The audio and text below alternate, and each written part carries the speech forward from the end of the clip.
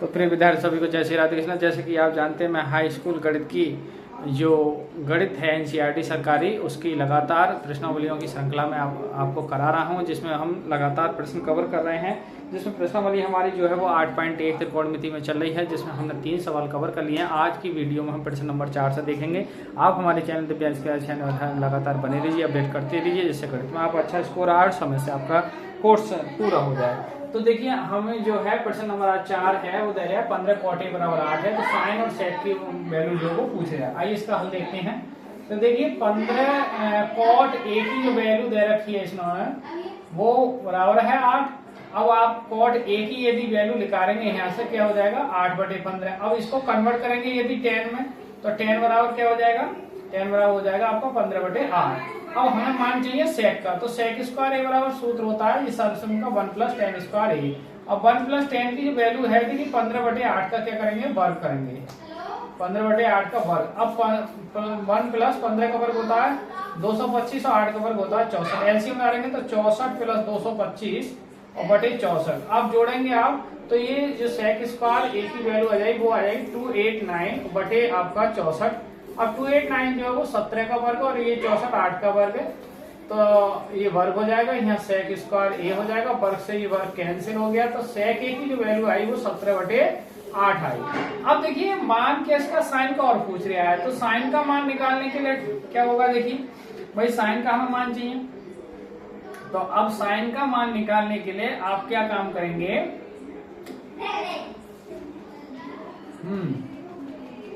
देखिए पहले अगर इसको कॉस में कन्वर्ट करना चाहें, 1 मिनट, कॉस ए कन्वर्ट करेंगे तो सेक का उल्टा होता है, तो ये 8/17 हो जाएगा। अच्छा tan a के फार्मूला होता है, tan a बराबर होता है साइन बटे कॉस। अब देखिए हमें चाहिए साइन का मान, तो कॉस इसके मल्टीप्लाई में आ जाएगा, तो tan a into cos A बराबर क्या होगा, साइन ए। हमें तो साइन की वैल्यू चाहिए। अब tan a की वैल्यू हम निकाल चुके हैं, तो देखिए tan a की जो वैल्यू है हमारे पास वो कितनी है, 15/8। और cos a की वैल्यू हम निकाल चुके हैं, cos a की वैल्यू कितनी है, देखिए 8/17। तो 8 से 8 कैंसिल हो जाएंगे, तो साइन a की जो वैल्यू आ जाएगी हमारे पास 15/17। तो फाइनल वैल्यू जो साइन a की वैल्यू आ जाएगी वो 15/17 आ जाएगी। तो इस प्रकार ये क्वेश्चन नंबर हमें 2 मान पूछे गए, एक तो सेक का मान पूछा गया और एक साइन का मान पूछा गया, जो कि हमने निकाल लिए हैं। सेक का मान 17/8 आ चुका है, साइन का मान 15/17 आ चुका है। तो इस प्रकार क्वेश्चन जो 4 है वो कंप्लीट हो चुका है। आइए बढ़ते हैं प्रश्न नंबर 5 की ओर। देखिए प्रश्न नंबर 5 कुछ इस प्रकार है।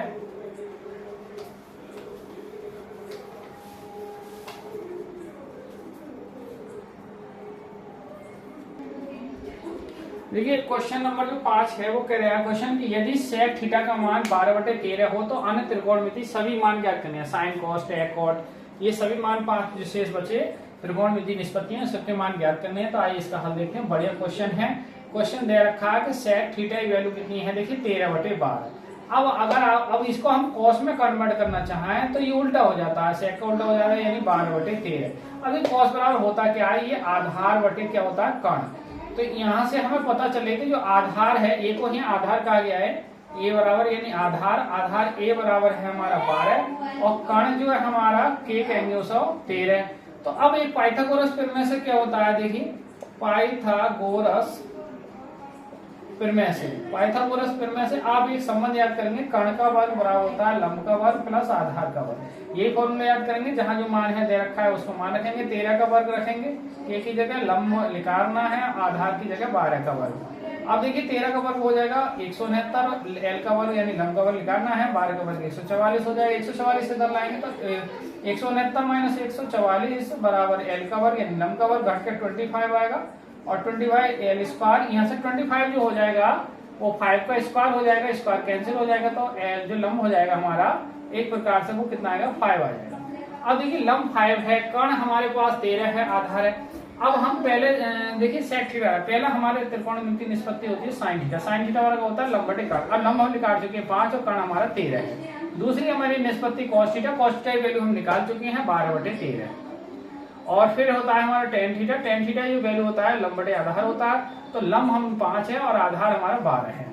अच्छा, इस प्रकार फिर हमारा अब इसके उल्टे करते चले जाओ। जैसे कोसेक थीटा का मान निकालना है तो साइन का उल्टा करते जाओ, कट बटे लम यानी 13/5। अच्छा, फिर हो जाएगा हमारा सेक थीटा, जो कि मान दे रखा है, इसको निकालने की जरूरत नहीं है, 13/12 है। और फिर है आपका लास्ट में कॉट थीटा, तो कॉट हो जाएगा आपका आधार बटे लम। आधार हमारा जो है इसका उल्टा कर दो, 12/5। तो इस प्रकार की त्रिकोणमितीय निष्पत्ति है वो हमारी सभी निकल चुकी हैं। देखिए, ठीक है, सभी निष्पत्ति निकल चुकी हैं। तो बढ़िया क्वेश्चन था, ये कंप्लीट हो चुका है। आइए बढ़ते हैं क्वेश्चन नंबर 6 की ओर।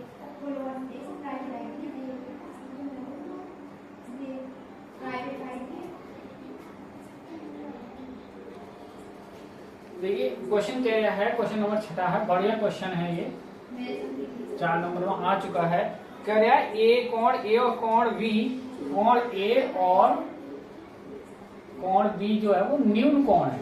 दोनों ही कैसे हैं? न्यून कोण है। न्यून कोण क्या होते हैं? ये 90 से छोटे हैं। अच्छा, तो कह रहे हैं कॉस ऑफ ए की जो वैल्यू दे रखी है कॉस ऑफ बी है, तो जब बी है तो वो दिखाइए कि कोण ए बराबर कोण बी की है। अब आप ये समझ लो ये न्यून कोण है, तो सिंपल सी बात है कि ये 90 से दोनों छोटे होंगे। अब 90 से छोटे हैं, मान के चल रहे हैं हम एक भाई न्यून कोण है, एक देखिए 30 के लिए, मैं मान के चलूं कि दोनों का जोड़ ये 1 मिनट के लिए 90 है। ठीक है भाई, दोनों 90 से छोटे हैं, तो ए का मान कुछ भी हो सकता है, बी का कुछ भी हो सकता है, लेकिन दोनों का जोड़ मैं मान के चला हूं कि लगभग 90 है। तो यहाँ से बी की अगर वैल्यू निकालें तो 90 माइनस ए हो जाएगी। और कॉस ऑफ ए की जो वैल्यू है, देखिए किसके बराबर हूँ, कॉस ऑफ ए की वैल्यू कॉस ऑफ बी की वैल्यू बराबर बी की है भाई। तो कॉस ऑफ बी की जगह हम क्या रख सकते हैं, मेरे ध्यान से 90 माइनस ए रख सकते हैं। कॉस 90 से चेंज हो जाएगा साइन ए, इधर क्या है कॉस ए, अब ये बटे में ले रहे हैं हम, कॉस ऑफ ए बटे साइन ए, जब बटे में लेंगे तो यहाँ 1 बचेगा। अब ये क्या आ जाएगा हमारा कॉट ए, कॉट ए बराबर 1 है। तो कॉट बराबर ए जब 1 है इसका, तो आप देखिए ये 1 कितने में माने कॉट का भाई 45 का, कॉट ऑफ 45। तो यहाँ से जो ए का मान आ गया वो कितना आ गया 45। अब चूंकि हम ए का मान 45 है, हम बी का मान क्या है हमारा 90 माइनस ए है, तो 90 माइनस बी की जगह क्या रखेंगे 45। तो बी का मान भी कितना आ गया 45 आ गया भाई। तो बी का मान है तो आप कह सकते हो कि जब ए का मान 45 बी का मान 45 है, अतः कह सकते हो अतः कोण ए बराबर है कोण बी के, और दोनों मान फिलहाल में 45, यानी 45 के लिए कॉस ए कॉस बी का मान कैसा होगा, बराबर होगा। ठीक है, तो इस प्रकार विद्यार्थियों आज क्वेश्चन हमने 4, 5, 6 क्वेश्चन जो भी है हल किए, क्योंकि देखिए ज़्यादा मैं अभी थोड़े 4-5 दिन का कार्य है इस फोन के माध्यम से चल रहा है वो, इसलिए ज़्यादा हम लंबी इस पर प्रेशर नहीं डाल सकते। तो थोड़े थोड़े सवाल कर रहे हैं, फिर हम कंटिन्यू वो कार्य जब समाप्त हो जाएगा इस फोन का, तो हम फिर बड़ी मात्रा में जल्दी जल्दी सवाल आपको ज़्यादा की मात्रा में कराएंगे। तो आज की वीडियो को यहीं विराम करते हैं। सभी को जय श्री राधे कृष्णा, जय हिंद, जय भारत।